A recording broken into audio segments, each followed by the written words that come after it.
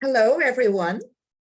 Welcome to our May webinar, Green Futures for Two World-Class Institutions today, the Guggenheim Museum and the Smithsonian.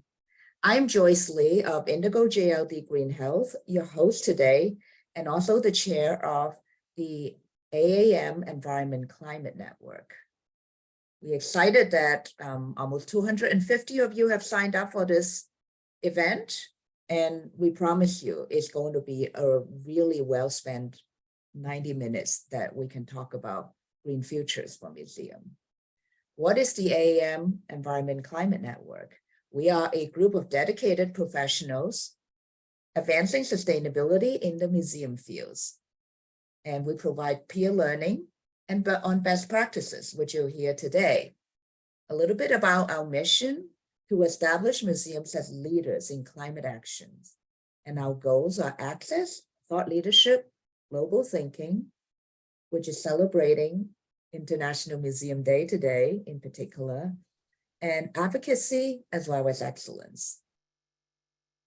We had a Sustainability Excellence Award program, and we were really thrilled that some of you in the audience have won this particular honor.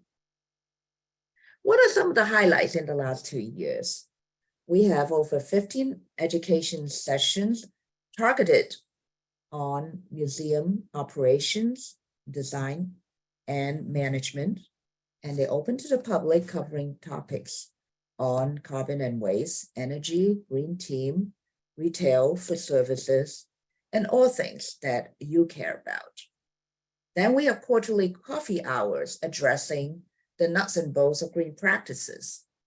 We had also supported the release of the museum exhibition materials pledge that we launched with other nonprofit organizations such as Mindful Materials. On top of that, we also expand energy benchmarking with museums. We collaborated with other organizations such as the US Green Building Council, resulting in published guidelines to ease LEED certifications for those of you who had already had a certification in the past and also thinking about having O&M in the future. Initiating a circumpolar virtual seminar during COP26 with other Nordic museums. And then last Climate Week, we brought ICOM Austria to New York to discuss UN Sustainable Development Goals, the SDGs. So what we're doing today is, again, celebrating International Museum Day because it happens during the AAM conference on the 18th. We are doing that a little bit early to have these panelists with us. We just come out of Earth Month with a series on historic houses, and I couldn't think of a better fit to invite the Guggenheim Museum to start with the presentation because they just recently won the UNESCO designation, the Historic House of the Historic House on a global scale. We are going to hear about their US operations and very thrilled to have Whitney McGuire, who is their new Associate Director of Sustainability, joining us, and then followed by Trevor Terrell, Senior Director of Operations, who has a long history with the Guggenheim and also expertise in museum visitor experience. I think we'll start with you, Whitney. You have some deep roots in sustainability with the New York communities, and so thrilled that you are, again, bringing your talent to the cultural sector. I'm going to stop sharing screen now. Thank you, Joyce. Thank you, Kate. Thank you, AAM, and all those who made this webinar possible. I'm going to go ahead and share my presentation, our presentation. We can all see that? Okay. So the past 3 years have presented unique challenges and opportunities that continue to transform our environment, communities, and economy, to which we are responding by foregrounding sustainability throughout our culture, operations, and visitor experience. Accounting for 4.4% of the GDP in the US, arts and culture institutions are uniquely positioned to influence the understanding of the current climate crisis and inspire new actions to solve it. The Guggenheim is committed to a future-focused, comprehensive, and adaptive approach to sustainability that is embedded in strategy, operations, and culture across our institution. So to that end, significant and exciting strides have been made to track our carbon footprint, reinforce the framework of our green team, and strategically set sustainability milestones.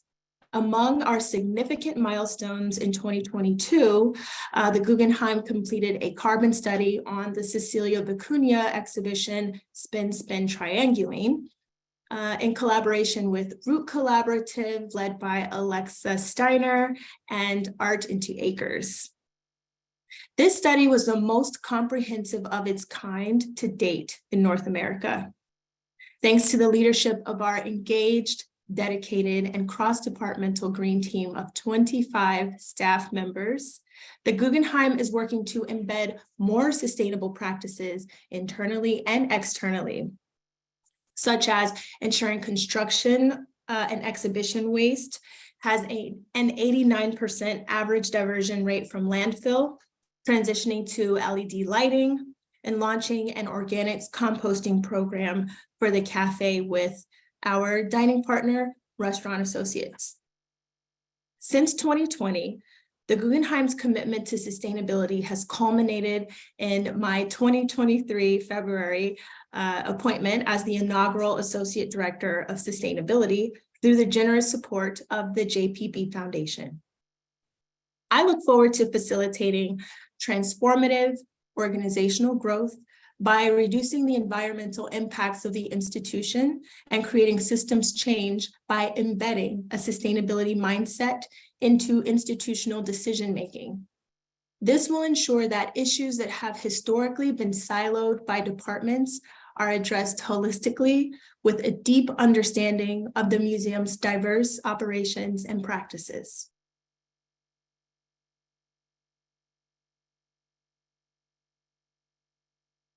Embedding a sustainability mindset into institutional decision-making requires more questions than answers. And there's no set formula for tackling the climate crisis because this is the first we've experienced collectively. So we take an interactive approach that is intersectional, cross-departmental, judgment-free, humble, and urgent. With the help of Alexa Steiner, our outside consultant, the Green Team created sustainability principles that function like a framework upon which we can build throughout the institution. So these principles are as follows. Question everything. Why do we do the things we do? And the way that we do these things? Is there opportunity for sustainable innovation? Foster collaboration. Who should participate in this process or decision? Are we reaching out to all the colleagues to get the full picture? Consider timing. Where do I fit in the value chain of this process? Are we giving ourselves and our colleagues the opportunity to succeed in making sustainable decisions? Think forward. Do we need to start from scratch? Or can we learn from past experiences? What can we learn from past experiences? How are we thinking projects through to their conclusion? Track progress. How can we measure our achievements? How can our understanding of these measurements help to inform our intentional decisions in the future?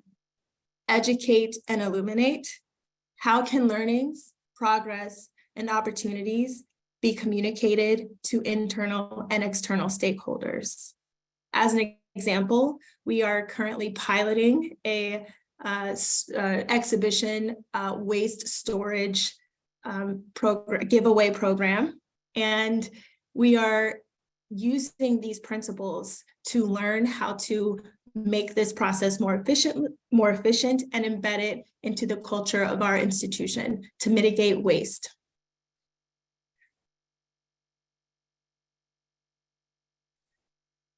So the work that has been, sorry, those are the principles. The work that has been occurring over the past 3 years has been guided by the desire to embed sustainability into institutional decision-making.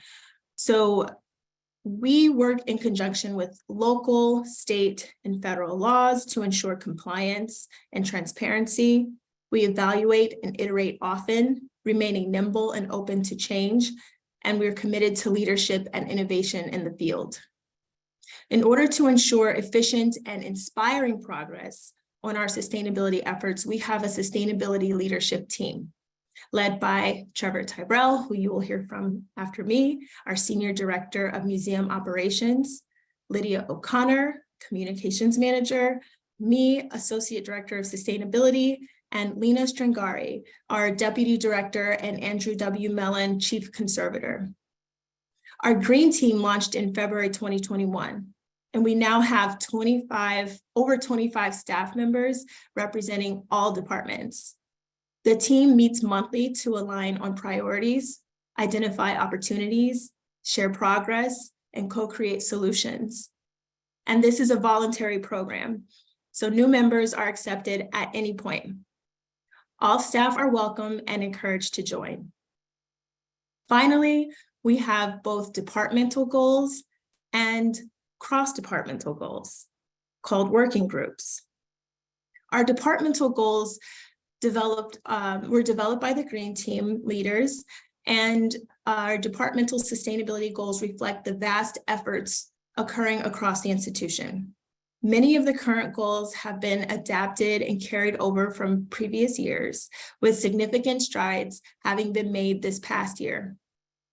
Progress is tracked at monthly meetings. And our Green Team working groups are where our leaders identify goals that are similar across departments. And our working groups are formed to address and co-create solutions for these collective goals.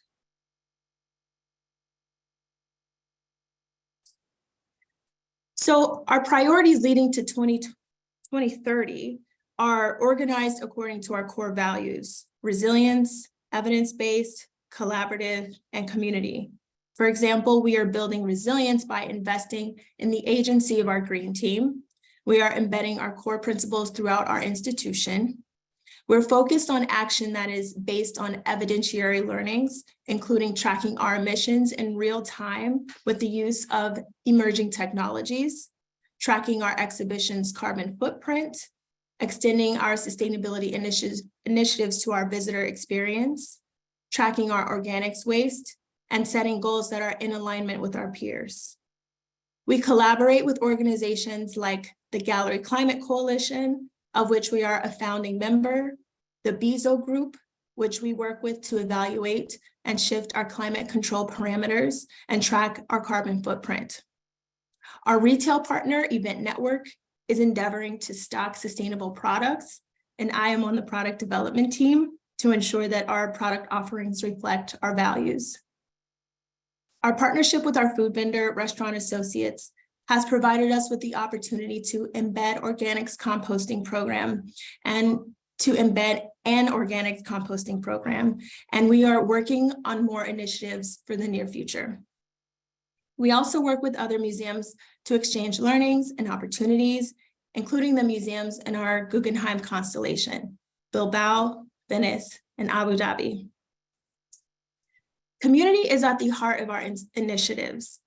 We recognize that without buy-in from our community internally and the communities we impact, our efforts will not be sustainable. Notably, last month, we hosted the World Around Summit and the Young Climate Prize. So I'll now turn it over to Trevor to speak about our initiatives from an operations and facilities perspective. Okay, thank you, Whitney, and hello to everyone on the webinar. It's cool to see where everyone's tuning in from, not just nationally, but internationally, it looks like too. So happy to be here. What I thought I could do maybe is to just sort of, using the framework that Whitney's established, talk about how this looks like, how this work looks in practicality when we look at it from an operations and facilities lens. I'm assuming that a lot of you are working at museums and considering how you might also be doing the sustainability work at your institution. So hopefully we can provide a way that it looks more real and tangible to you if you're looking for an example of how to get started. So I'll be using that same framework as Whitney laid out in terms of core values.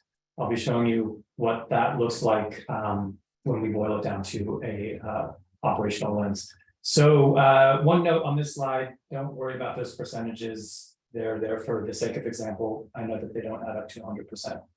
It's just to get you thinking about numbers. Resilience, what does that mean when we're talking about facilities and operations? I'm being told that I don't have a camera on, but I can see myself. So I'm going to keep talking. Hopefully I'm visible at some point. I can see you. Okay. All right. So resilience, when it comes to kind of the operation side, I think the first thing that everyone thinks about is budget. I know at museums that's sort of it's the starting point for all conversations. You may not always have budget there. You may be seeking. We're going to have to do a little bit of improvisation here. Luckily, we're in the same room, so now I am going to be Whitney for a minute. So yeah, sorry about that. Luckily, we're prepared to adapt. That's actually a lesson in sustainability. You never know which way it's going to go, so you have to be flexible. So yeah, when we're talking about budget, where does it come from? How are we getting this work done? We were lucky enough at the Guggenheim to have a board president who was very clearly advocating for sustainability. So we started off with money that she had allocated for this work, but we've had to become very open to other sources, including going out for grants and just being sort of flexible and adaptive with what budget we did have. It's never going to be sort of a straightforward process when you're looking at the money side of things. So that resilience, that value comes into play a lot, I think, when you're talking about just resources. And I think also with museums, one of the things that stands out to me is that, and Whitney mentioned this too, we have to start from a place of humility. We don't know what we don't know, but we know that there's a lot of it. So we have to kind of start the process somewhere and be very open to creative approaches, having these dialogues with others who may know more. We'll get into a little bit of that more when we talk about collaboration and community, but it's just this idea that there's going to be knowledge gaps and you're going to have to take sort of novel approaches at times to kind of get where you want to go. I think for us too, in that resilience bucket, we're also thinking a lot about our building and preserving it from a facility side. We, as Joyce mentioned, our UNESCO World Heritage Site. With that comes a lot of responsibility to maintain this architectural gem that we have. But there's also a lot of challenges with that when you've got a historic building that can, first of all, it was built a long time ago before anyone even worried about sustainability in the way that we're thinking about it now. And second of all, in a way that the building can only be modified in certain approved ways. You have to go through a lot of hoops from the landmark side, which is a good thing, but it just creates this additional layer of challenges when you're trying to make upgrades or change the way practices have looked or facilities have looked or systems have looked over the years. So that resilience is definitely sort of the key value for us. Evidence-based, as you might guess, becomes very critical as well. When we're looking at any of these changes that we want to make, we have to understand, first of all, where we are in the moment and where we want to go. So you have to be able to quantify. You have to be able to quantify your starting point and your target and be able to track your progress and benchmark it along the way. This is obviously just sort of basics, but going back to that point about raising funds and going out to acquire budget, being able to quantify a return on investment is very important as well. So if you're saying that you want to replace certain building systems because you know that they can be more efficient, it's always helpful to be able to show people who may be funding that change, this is what it'll look like over the years in terms of cutting down our emissions, cutting down our bills, et cetera. So you can rely on data to kind of move things along, hopefully. We also have the additional challenge, I think, in New York City of having to comply with local laws, a lot of which are being renewed and written with a fresh eye on cutting down emissions in the city and becoming a global leader in sustainability just as a city.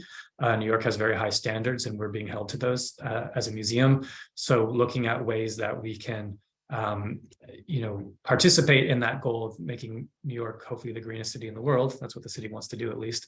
And looking for ways that we can do that is always going to involve that evidence-based research and documentation and understanding how we can improve there. I think the one thing that comes up too with this approach, thinking about kind of the facility and maintaining the building, if you haven't started your sustainability program yet, it will be an interesting question for your institution as far as who's doing the work, the governance of the project. As you know, here at the Guggenheim, you've seen that we have an associate director of sustainability, and we have representation in our green team from leaders all across the organization, which helps quite a bit. When we talk to other museums, sometimes we've seen that this responsibility lies more in a curatorial area. Sometimes it's more an educational component to it. So I think there's a lot of ways that can work, but it is largely up to you, I think, how you want to schedule out these responsibilities, because typically, in most cases, it's not an official responsibility or part of anyone's job description. So just kind of putting that side note into the conversation to think about how you would want to govern a sustainability project at your museum. For collaboration, as Whitney's already alluded to, that is a key part of this work. And I can't even tell you how much that is a key part of this work. I'm going to try to, but it's just for sake of exaggeration, like this work does not get done if you can't count on partners to help you with it. Like we've said, we're coming from this point of view of humility, understanding that we have to make some big systemic changes and not always knowing what those things are or how to do those things.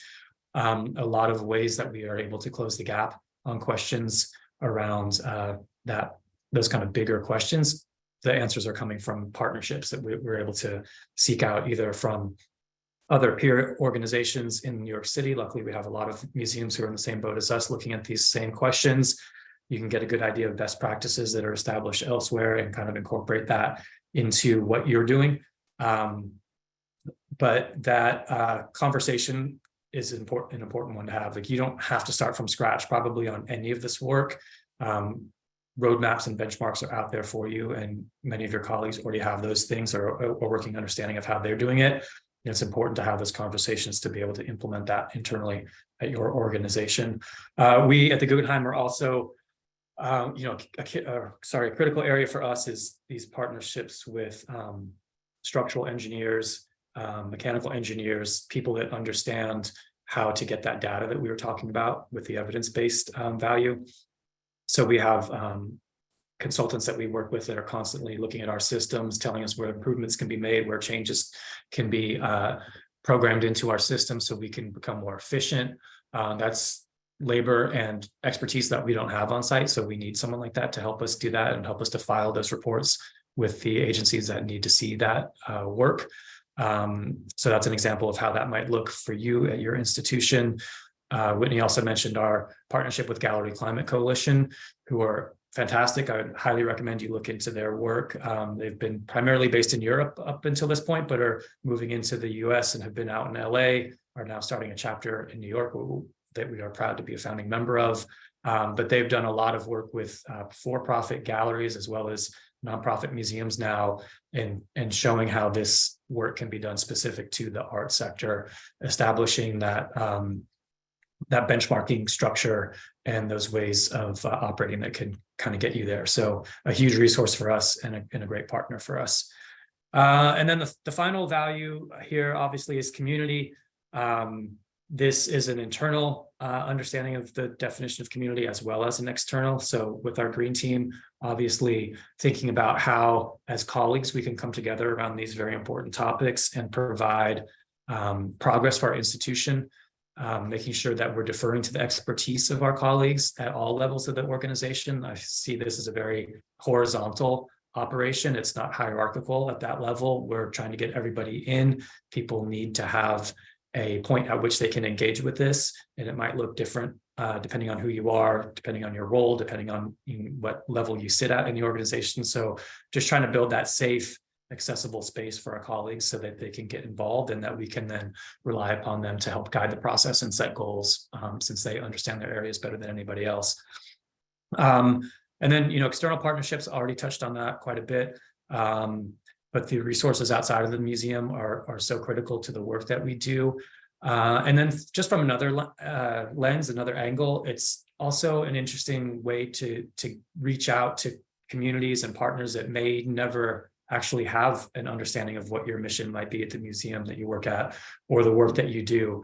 When you're working on sustainability, you're working with a whole new set of partners who are doing great work in their communities. But they might not be necessarily like your typical museum goer who you normally see as part of your audience. So for me, it's always exciting to have new conversations and bring the Guggenheim to new people. And when we're working on these sort of collective goals that overlap with one another, you start to see those synergies, and you start to, become more present for people. So, this is not the primary goal of having those partnerships, but maybe a nice benefit at the end of the long process is that now these people are more invested in the museum, and these community partners that you're working with may have more opportunity to come see the exhibitions that you have or engage with your educational programming or whatever it might be. So just a nice way to build community and see that when we're doing this work that matters to all of us, that there's more than one way that can look and hopefully pay off for your institution. So with that, I will turn the laptop back over to Whitney. Thank you. Thanks, Jennifer. Well, thank you very much, you both. With this framework and internal and external focus, you really covered a lot of grounds in a few slides. The breadth and depth of what you're talking about is enormous. I thought before we go into, I guess, the next part of our webinar. We're not done. Oh, great. I know we've been talking a lot, but we just wanted to share our priorities for 2020. Wonderful. Just, because we're forward looking, we, in addition to continuing to learn, we want to establish an ESG report in addition to our strategic plan. And we want that report to be retroactive, covering the data that we're capturing and that we've been capturing over the past 3 years, and also forward-looking. And we want it to focus on results. We want to create a sustainability communication strategy, because for us, sustainability and communications really go hand in hand. And we want that strategy to be used in-house. We want to continue our collaborative work with the GCC and BZO group. We want to facilitate progress for green team working groups, create a 5-year plan for lowering emissions by 50%, which is 3 years before the 2030 mark. And we want to onboard new technology to support our tracking and creatively embed sustainability throughout our institution. Continued internal and external education. We want to update our public signage in addition to our comm strategy. And we want to create deeper engagement with our retail and dining partners. And finally, we want to make this fun, right? Like, if we're going to engage in this work, we might as well have fun along the way. We really see this as a unifying area, and we are excited to break down silos and continue to collaborate with our partners and future partners. Thank you. You can get in contact with us at greenteam@guggenheim.org, and you can also find more information about our efforts on our website. That's it. Wow, thank you, Whitney, and thank you, Trevor, the two most dynamic people on your green team. Really appreciate it. It's so comprehensive, and I think we had a very quick question for you if you'd like to answer your long list of priorities. Very impressive. The quick question was, do you have a scope 3 emission strategy? You already launched Gallery Climate, I guess this chapter with your partners already. One of you would like to answer? Yes, so our exhibition tracking is exclusively scope 3 tracking. So we are actually kind of ahead of the curve in that way. We are looking to gather more information and data on our scope 1 and 2 emissions going forward. Great, great. So pivoting to the next part of our webinar, we have launched a poll for you in the audience to talk about Green Team. Love to hear from you, your organization, your institution, the size of your Green Team, if you are starting and attending this webinar, and what would you like to do going forward? We certainly welcome all of you to think more deeply about this topic. So please answer the questions, and maybe we'll open up for a little bit longer and see if we can share the results. I also would be remiss if I don't have a chance to thank Kate Tallman, who is the producer of this particular webinar. She is behind the scene and also had been instrumental in getting our Earth Month programming on board, leading to this month's International Museum Day celebration. So, Kate, should we open this for another minute and then perhaps see the results?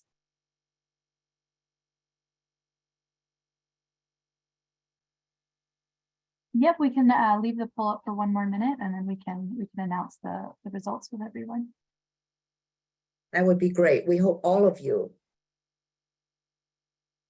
in the audience are participating. We did hear that Guggenheim has almost 25 people in their Green Team. That's pretty impressive. So having representation of all the departments is going to be great. And we hope that those who are at the Smithsonian can also tell us a little bit more, whether you're in the audience or you are on the panel.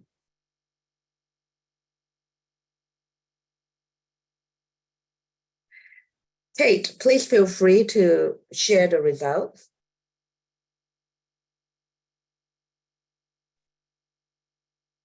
All right, so for the first question, we had asked, does your institution have a Green Team? And we have about 73% saying yes. And then it looks like the size of those Green Teams are most commonly 1 to 3 people or 15 or more people. Let's see, the majority of our attendees today are attending the talk to learn more about the state of the field. And it looks like the majority of our attendees are from larger institutions, which, institution size is always difficult to classify, but we have chosen to go with the employee measurement. So most of our attendees currently work at institutions with more than 50 employees, 50. Wow, that's great. Very insightful. Thank you. And thank you all for your participation.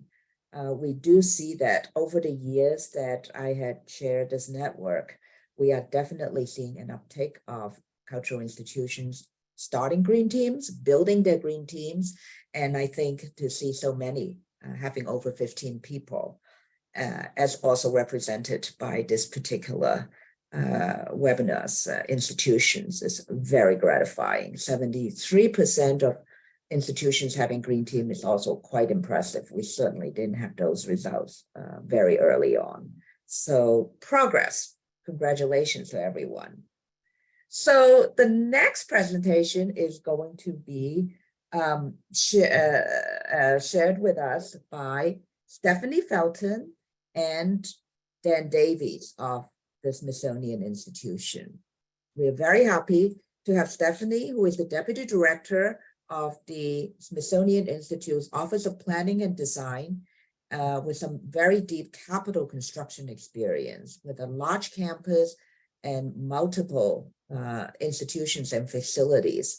I think we are also going to be in for a treat to hear what their goals and plans are for the future. Dan Davies is the facility manager at the South Mall Zone in Washington, D.C. His expertise covers both facilities and working with collections management, which many of you are interested in.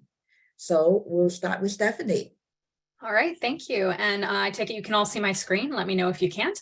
And so, yeah, we're with the Smithsonian, and we come from a fairly large federal organization. So we're going to give you, both Dan and I will give you a little bit of a facility slant to it, because that's the realm that we both work in. But we're going to talk about I'm going to talk about our past work in sustainability, and I'm going to add a resilience component to it as well, because we marry the two together at the Smithsonian. And then Dan is going to give you some more specific discussions about collections and museums. So first off, as Joyce mentioned, I am the Deputy Director in Smithsonian's Office of Planning, Design, and Construction. And I also co-lead the Sustainability and Resilience Strategic Initiative in Smithsonian's strategic plan. So, there we go. All right. So the Smithsonian Institution is the world's largest museum, education, and research complex with 21 museums, 9 research centers, and the National Zoo. And the Smithsonian was founded in 1846. Our founding mission was to increase the diffusion of knowledge, and we continue to honor this mission today, and I'm happy to share a little piece of it with you. So I'm going to give you an overview of sustainability at the Smithsonian, and then, as I mentioned, Dan is going to talk about some specific efforts. So we'll cover the framework of past studies and actions we've taken and how we've assessed our own climate vulnerabilities. Then we'll talk about our current priority efforts and our work with local and federal partners. And then I'll discuss the next steps to realize our strategic vision. Taking action in the face of climate change is not something that Smithsonian started recently. In 2012, we established a sustainability officer for the institution, and our current acting head of sustainability is Dr. Pierre Comazzoli, who is my co-lead on the strategic initiative. 10 years ago, we undertook our first climate change adaptation plan, which was a roadmap of efforts to mitigate climate change.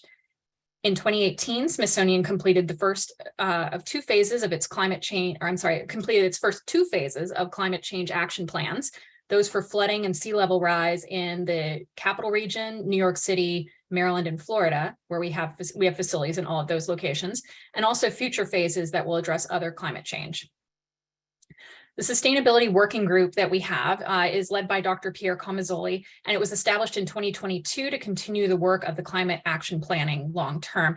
And under this working group, we are sort of an umbrella for all of the green teams that individual units and museums within the Smithsonian have. And the Smithsonian is supportive of sustainability goals for federal agencies, and we're focused on making improvements in environmental, energy, and economic performance. Our goal is to develop a portfolio and operations that will be sustainable and resilient in the face of climate change. And as an independent federal institute, we're not an executive branch agency, but we do respond to executive orders that are related to sustainability to the extent applicable. And we're committed to incorporating sustainability into all of our practices and being a good example within the federal government and within our industry. We report annually to the White House Council on Environmental Quality, and in the last 2 years, we've seen more ambitious goals regarding energy and water use reductions. Climate change presents a risk to our facilities and our collections, and we need to work in the coming years to perform and maintain vulnerability assessments and take action to protect what the American people have entrusted to us. Increased precipitation and storm intensity presents a risk to a number of our facilities in coastal and low-lying areas like the DC metro area. And our previous vulnerability assessments focused on flooding and resilience of collections facilities. We also, as I mentioned, have future efforts to perform a large-scale study on the impacts of rising temperatures on utility infrastructure. The information we gained from our first phases of climate action planning are being integrated into projects and master plans, and it's helping us to understand where we need to prioritize our capital funds. Our resulting priority actions can be described in the 3 categories that you see here. Focus on moving collections at risk of damage or destruction due to increased flooding, addressing flooding risks at individual facilities, and incorporating sustainability into long-term planning for new construction and renovation projects so that we can ensure our facilities are as sustainable and energy efficient as possible. In addition to our climate action planning, when it comes to collections, we also look at our collections framework plan of 2014, which guides our implementation of sustainably designed collection storage while also ensuring adequate preservation of sensitive collections. Smithsonian has a national collections program, and it has a database where we maintain information about environmental conditions in order to identify needed improvements for preservation environments and provide appropriate collections and related facilities for the future. One way Smithsonian's doing this is by purchasing high-quality gasketed storage, cabinetry, and collections enclosures to buffer changes in indoor environments and to keep water away from collections. We're also placing a priority on the physical spaces that will protect collections from climate hazards. You can see this picture here. It was not a good day. This was the Hirshhorn Sculpture Garden a couple years ago. It experiences flooding during heavy rain. And one way we're addressing this is we plan to award a construction contract later this year to revitalize the sculpture garden. And it's going to include stormwater infrastructure to address the flooding we see during intense rains. We're also building other facilities right now to relocate vulnerable collections to protected space at our Suitland, Maryland Collection Center. And another effort to protect collections is by preparing staff to respond to extreme weather events via collections emergency preparedness training. In February 2010, the National Capital Region had a significant snowstorm and the roof of one of our aging collections facilities collapsed. Saving the collections that day and in the weeks after that was an all hands on deck emergency. And following that, Smithsonian took lessons learned from it and created a preparedness and response and collections emergencies team to foster pan-institutional emergency communications, training, and preparedness for future disasters. Smithsonian continues to improve resilience and sustainability of its portfolio through ongoing construction projects. And individual facility mitigations are the first line of defense against risks of climate change. We've used the climate vulnerability information that we've already gathered to plan and execute a number of efforts, one of which you can see here. This picture is our newest museum, the National Museum of African American History and Culture, which took flood risks into consideration with its design. We've relocated Smithsonian's central data server to a location that's not subject to flooding, and flood mitigations are being put in place with the ongoing revitalization of the National Air and Space Museum. And also we're continuing to implement backup power and communications facilities throughout our portfolio so that we can weather major events like when Hurricane Sandy hit New York and power outages threatened collections at our American Indian Museum. Long-range planning is one tool to set baselines and goals for energy use and reduction of greenhouse gas emissions in our facilities. Our master plans take all the efforts that I've already mentioned, policies, climate action plan, findings, executive orders, other federal requirements, and we incorporate them into long and short-term projects in the institution's capital plans. Standalone sustainability projects compete with all the other requirements that we have for funding. And of course, I'm sure as many of you know, funding, there's never enough. So we do have to prioritize and address what we can when we can. And so we found that generally we're more successful in incorporating sustainability requirements into larger revitalization projects as those happen rather than doing standalone sustainability projects. And as we design those projects, we have a number of internal guiding documents for sustainable design. And our policies focus on energy efficiency, resilient infrastructure in the face of emergencies. And we include the 2020 guiding principles for sustainable federal facilities in those. And we also set LEED certification requirements for projects of varying scopes. Our largest projects are required to achieve LEED Gold certification. There we go. Smithsonian's not in this alone. We have been collaborating for a number of years with our federal and local partners. This includes annual climate planning efforts. I mentioned the White House Council on Environmental Quality already. They facilitate interagency sharing of strategies, analysis, and sources for climate data. And we were actually, we specifically benefited from that because during our climate action planning, we benefited from an approach that NASA was taking at many of its coastal facilities. And the Smithsonian is also a member of the DC Silver Jackets, which is a federal interagency organization that shares information about flood risk mitigation projects and resources. So our next phase will build upon previous plans and studies, and we're working now to establish long-term metrics and goals, taking advantage of reporting that we already produce based on the current administration's guidance. Because targets can and do change from administration to administration, we're evaluating the current targets along with sustainability-related information that we already capture at each facility in order to establish what our long-term metrics to track will be regardless of current federal targets. So the goal is to set additional metrics which are actually measurable and identify meaningful steps in improving sustainable operations. Achieving net zero facilities may be a way off for us, but we've hit a recent milestone with the completion of the Smithsonian Environmental Research Center, or SERC, in Edgewater, Maryland, where some recently constructed visiting science cottages are the institution's first net positive buildings. SERC is also home to the institution's only LEED Platinum laboratory building. We'll be also initiating a Smithsonian-wide resilience and sustainability master plan to complement our climate action planning. And sustainability and resilience goals and measures will be identified specifically for facilities, for operations, and for collection stewardship.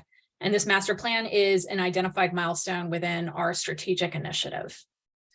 So before I turn it over to my colleague, Dan, I'm going to end with some recommendations on how to advance sustainability and motivate others within your own organization. And I would say, I echo some of what Guggenheim was saying about this as a unifying problem for all of us. And actually, it's kind of comforting to see that we're proceeding in parallel with things that Guggenheim is doing, and no doubt all of you in the audience are doing too. And so we're all kind of feeling our way through this together. So I think that these kinds of webinars and professional activities like this are a really valuable way for us to learn from each other and to not reinvent the wheel, but to work together and share best practices. So first, I would say that if you're trying to institute a new green team or breathe life into yours, first you need senior leadership support. At Smithsonian, the sustainability and resilience is included in our strategic plan, and it's also part of our enterprise risk management program. We have the support of our secretary and our deputy secretary and her staff.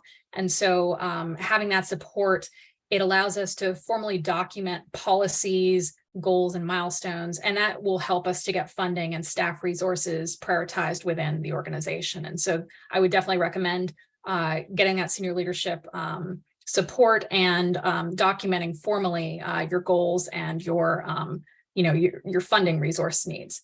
It also that support helps to get people's time allotted to this. Like Guggenheim was saying, all of us in the sustainability working group, on the strategic initiative, in the unit green teams, we're all doing this in addition to our day jobs. And while we're looking at funding a full-time office in the long term, right now, this is additional duties. And so it's something that, again, having that support from senior leadership will help prioritize people's time for this important work.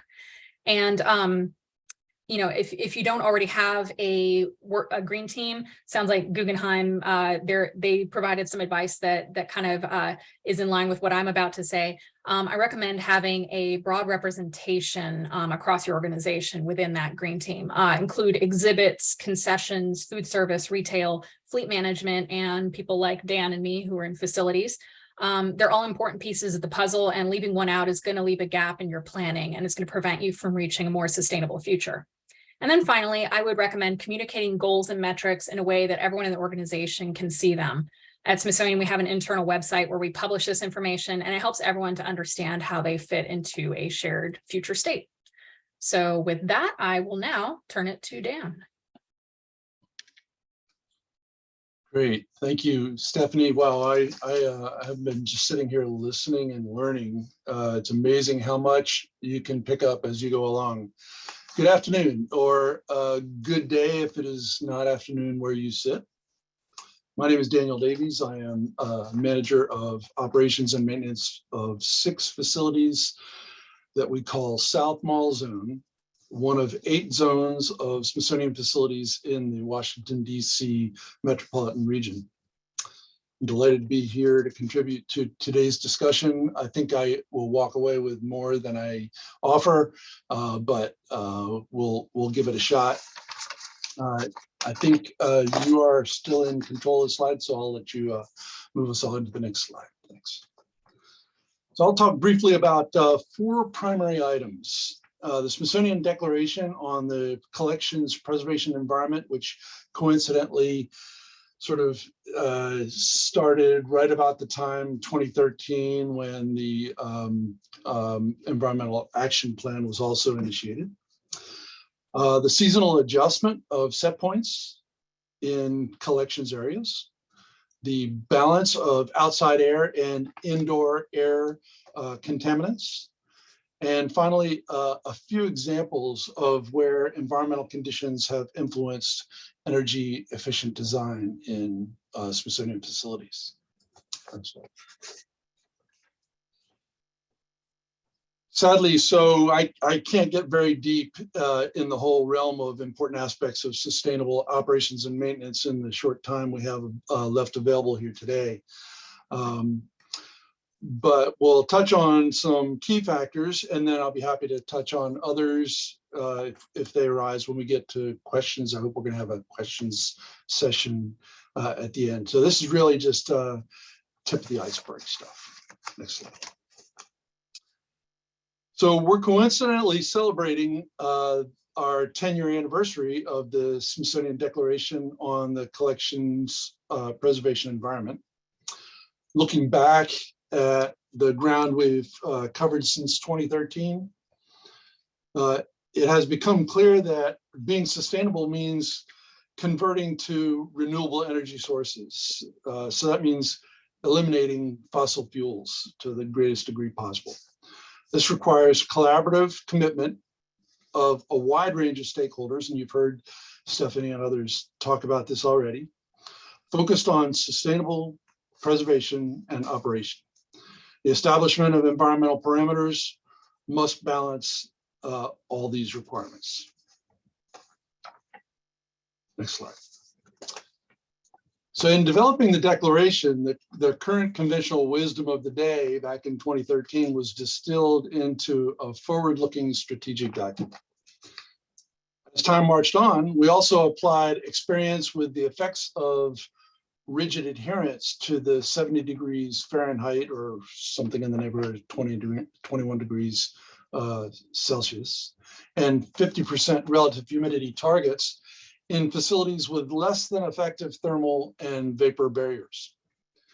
We now gently adjust both seasonally to reduce that delta between outside air and the collection environment.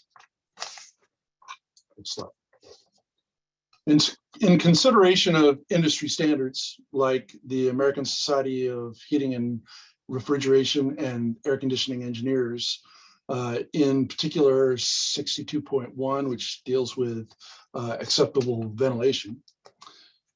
We've long operated our facilities with significant infusion of outside air, but lessons learned over time, including during the focused attention on ventilation during the COVID pandemic, have led us to throttle outside air, especially when temperature and relative humidity are dramatically distant from our requirements, and to prioritize effective filtration. Outside air then is primarily used when demand ventilation is required, based on CO2 generated by occupants and other pollutants like off-gassing of VOCs from collections or other building materials. Next slide. So I have a few examples to share in which these sustainable adjustments have been a contributing factor or a beneficial effect. So at Renwick Gallery, which is shown here on the left, which was a purpose-built art gallery with literally no insulation, no vapor barrier, we implemented seasonal shift of temperature and relative humidity to eliminate condensation on cool exterior walls during winter months. At the Donald W. Reynolds Center for American Art and Portraiture in the top picture, we use CO2 monitoring to throttle the volume of outside air we introduce to the collection environment. This reduces energy consumption required to cool and dehumidify or heat and humidify the incoming outside air. All recirculated air is filtered at MERV 13 or better. At Hirshhorn Museum of Modern Art in the bottom right photo, once one of our poorest performing energy consuming buildings, we replaced the entire roof and exterior dome and installed vapor barrier and insulation. The interior glass that you can see here will be replaced when renovation of the building is revitalized in the years ahead. So next slide. Preservation of collections drives our efforts at sustainability. To continue our path toward a sustainable collections environment requires a balance of requirements, standards, and use through collaboration of all key stakeholder groups around a commitment to sustainability. So I'm just restating what you've heard several times today. Thank you so much for your participation today. Thanks to Joyce and Kate and our other presenters. Look forward to questions when we get to that part of the program. Thanks. Thank you very much, Stephanie and Dan. I have to say that you really have won the prize for having a sustainability office probably for the longest time. And now that you have built and grew in size, so it is wonderful. I do have a quick question from our audience that if you can address that.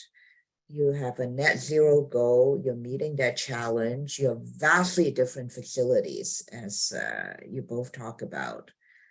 How are you translating that to the community engagement? And I guess our audience is interested in the social and environmental sustainability overlapping with the work that you're doing.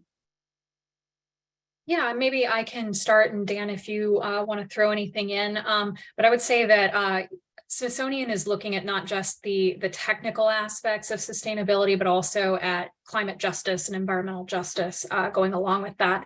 And so part of it is making sure that various communities around the U.S. are represented in our efforts, and certainly that when we look at something that's not a one size fits all for every museum, because as you can imagine, the Air and Space Museum is a far different museum and constituency than our Anacostia Community Museum, which was the host and sort of the central point of our Earth Day festivities this year.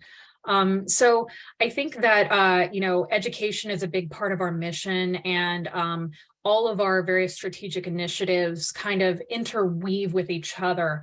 When we look at our strategic plan, education being one of them, but then there's an aspect of sustainability that goes into that.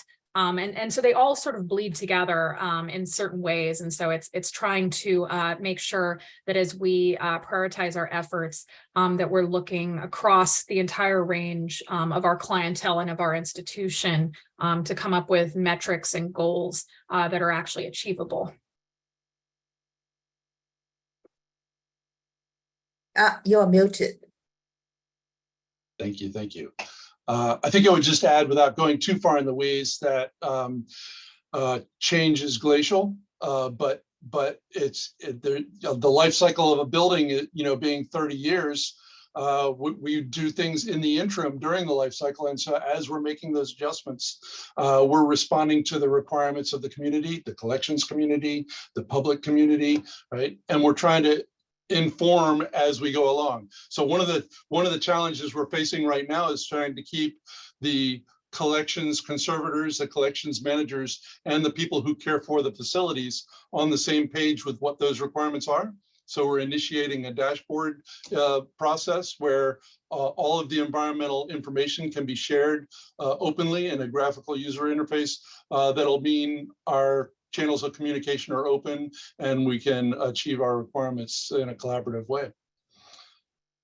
Well, that's great. At this point, I would like to invite our other speakers from the Guggenheim to maybe perhaps turn the camera back on. If we'd like to have more of a conversation, certainly if you each have questions for each other, I would definitely welcome that too, so that we have more of a conversation. The fact that Whitney had talked about going forward, Guggenheim is going to be looking at publishing ESG reports. I think that is really a great step forward with cultural institutions. And I think it also addressed one of our questions that the audience asked. Smithsonian, with so many things that you're doing, would the Institute be, I guess, committed to publishing scopes 1, 2, and 3 emissions in the future, and if there is a timeline? Yeah, I guess speaking about our timeline to publish our emissions reductions, I'm not aware of what our timeline is, but I think that as we're fairly recent in the inner workings of our strategic initiative, and I think that's going to become one of our milestones or one of our goals of that strategic plan. Yeah, and so we do have an energy management branch that is intimately involved with on the cutting edge, if you will, of renewable energy conservation, the RECs, and so we're focused on there now, but our path going forward is to be aggressive, and that relates to the planning that's being done in Stephanie's division for new facilities coming on board and what we're doing in revitalizing existing facilities. So that life cycle I was talking about earlier of 30 years is a drop in the bucket when you're talking about buildings that are 150 years old versus buildings that are now 5 years old. So across the Smithsonian, there's a spectrum of how well we're doing and how close we are to where we want to be. And we will continue to march forward. And so as our plans come together, we'll be happy to share. And I guess in light of the fact that one of your 2023 priorities, the Guggenheim talk about publishing this ESG reports, do you foresee maybe having one in 2024? And how are you going to work with your constellation institutions? I love that word that you use, getting others to work with you on that so that there is some worldwide education going on. Yeah, certainly. We hope to have make our ESG reporting an annual practice. But that's just really the first step. Transparency is necessary, but it doesn't necessarily point to action. So we want to, in addition to publishing our ESG reporting, have very clear and tangible results that we are showing in terms of how we are reducing our emissions and meeting our goals in alignment with our collaborators in the Gallery Climate Coalition and with Bezo Group, and hopefully with our peers at Smithsonian. And, you know, we are still in the very beginning phases of figuring all of this out as a constellation, but we are invested in exchanging learnings with each other and hopefully implementing strategies that are unified and promotes our collective efforts towards cutting our emissions and reducing and meeting our goals that we're setting collectively. Well, intent and action, I love it. Maybe I'll turn and ask a blue sky question. You know, all of you are seasoned professional, having worked in this field for a little while. For our audience, some of them getting started, and I think Stephanie had given some sage advice, but maybe talk about, you started from a smaller group. How did that grow within your institutions? And then 5 years from now, as a blue sky, how do you see your institute evolving to be where perhaps you like to see? Trevor, I don't want to pick on you, but you know, you have the benefit of looking backward and perhaps some insights for future. Sure. Yeah. Thank you, Joyce. So yeah, I think we kind of talked a little bit about this in our presentation, and we're going to be talking more about this in person in Denver. So I don't want to give it all away right now, but I'll make it hopefully enticing so people come see us in a couple of weeks. But yeah, we started small, as you say, you know, kind of just grassroots, essentially. You know, the genesis of our green team here at the Guggenheim was that it was first identified as a desire by staff in an all staff survey, you know, the organization trying to find out what mattered to people who worked here. And what was determined is that people wanted to see their own values matched by the institution, and one of those values was sustainability. So at the same time as that information kind of coming out as part of that survey, we had a new board president who also held that value to be very important to her. And it was able to kind of work in multiple directions there, but it did start kind of just as something that staff wanted to see the museum place more value into. So from that point, you know, roughly 3.5, 4 years ago to now, we've been able to, I think, show a lot of commitment to that value. Where we might be in 5 years is a good question. I mean, we've had a lot of talks about that, as you might imagine, internally. You know, anywhere from this being something that becomes its own department is a possibility. I think there's pros and cons to treating it that way. I think you run the risk of siloing it again if you get it too insular. So like I said when I was speaking earlier, I like keeping things horizontal as much as that's possible in terms of how the organization is approaching it. So everyone has an entry point. But I think that we may want to think about how people are compensated for their work. Having a volunteer army is great when people are enthusiastic, but I think you burn out some goodwill if you keep using that, going to that well a little bit too much. So I think making it something that's valuable for the organization and valuable for the individual to participate in is going to be the big challenge to get across in 5 years, as well as the ongoing labor that's involved.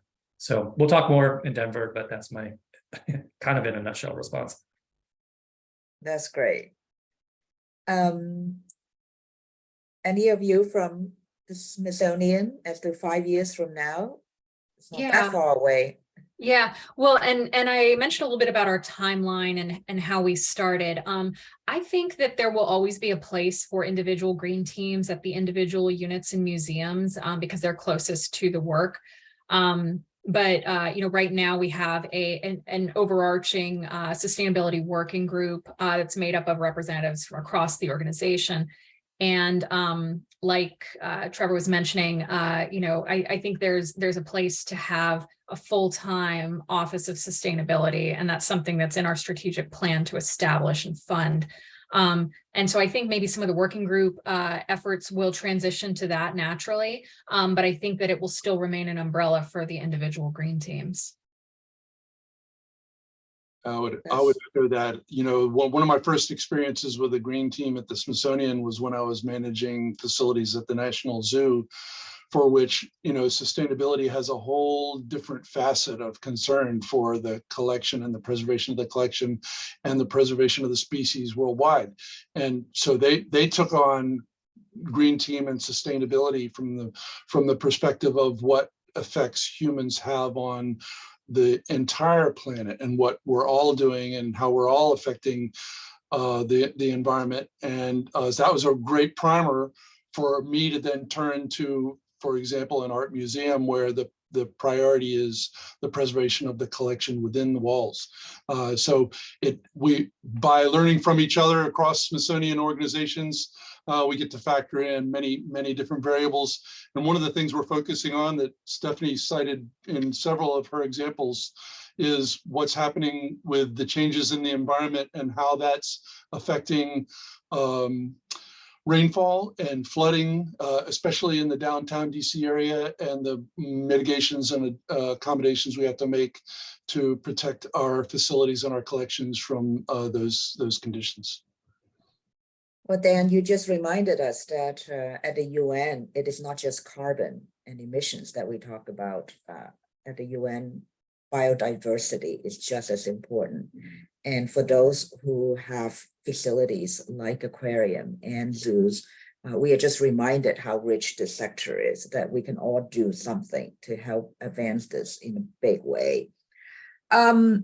Maybe we will turn to the challenges ahead. You all mentioned that you needed some help in understanding the metrics, calculating, meeting the metrics. In sitting where you are from, what are some of the most difficult metrics to measure? And do you have any resources to really go tackle that? Or how do you see going forward? I'll jump in. This is a tourism heavy, industry that we have. So, tracking our scope 3 emissions from that perspective, that will be a challenge. We don't know at this point from where people are arriving. We don't know the mode of transportation that they're taking to get to the museum. So, that's something that we are looking at and working with our IT department and figuring out how we can kind of capture that information from the visitor experience side. We're currently looking at Salesforce Net Zero. We haven't onboarded them yet, but we are looking at that tool as a software response, that we can use to track information like that, in addition to our other data that we're capturing. And, beyond that, I think the question of how we embed equity throughout our sustainability initiatives and activations. I wouldn't say that's a challenge, but that's just something that we are actively also focused on. And, it's not a light lift. So that's something that we are definitely invested in. And this kind of ties into the last question within what we see in the next 5 years. We hope that equity is embedded through every aspect of our sustainability initiatives going forward. Yeah, and maybe I'll let Dan speak a little bit about the our energy group, since he works closely with it. But I will say that we have the federally established metrics that we're committing to target, and that's carbon-free energy and water and energy use reductions and deep energy renovations. And so while we're working on those, we're finding that some of the struggle is with existing older buildings not having necessarily the data we need. Some of it is estimated. I know that on our national mall facilities, water metering is hard to come by. Not every facility is metered the way it needs to be. And then there's the issue of we do get our South National Mall campus is fed by the General Services Administration for heating and I guess it's heating. And so that's something that we don't have a lot of control over that. And so we're going to have to partner with with the General Services Administration as they try to pursue carbon-free energy, because they're kind of taking us with them on that one, unless we try to establish ourselves completely separate, which is, a big financial commitment. Yeah, and then in facilities management at Smithsonian, much the way we do construction management and sort of industry standards, the magic triangle, right, has time on one side, quality on the other side, and cost on the third side, right? So from our perspective, time would be things like you're getting down into systems that you're relying on for your environmental conditions. You're getting into mean time between failure or response time, or the rate of change in time of the change of the environment in the collections environment. So that's a factor that we metric. Quality would get into all the things we've been talking about today. So indoor air quality, outdoor air quality, visitor experience, right? What's the quality and the impact on the visitor experience? And then on the third leg of the triangle, for cost, you get into not just the cost of energy and the cost of sustainable environment, but the cost of the impact on the collection if there's a failure in any of that. So there's just some of the other metrics that we look at internally that help guide us in where we're prioritizing our efforts to be sustainable. Wow, you cover the whole gamut: energy, water, air quality. From Whitney, I hear equity, community. I think that really touch on the entire universe of what we deal with in the museum sector. So I think this is to be continued. That may be, the last word that we can all agree on.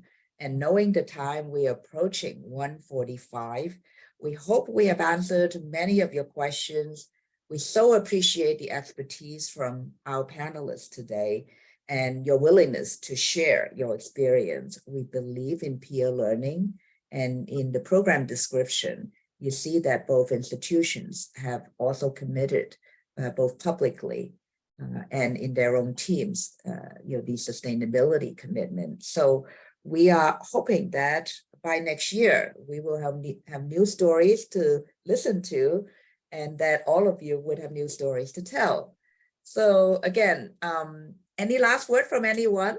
I just want to thank Kate and everyone here on the panel for your extraordinary work. Thank you for having us. Indeed. Thank you. Well, great. Until next time, thank you. Bye. Guggenheim and Smithsonian. Bye-bye. Bye.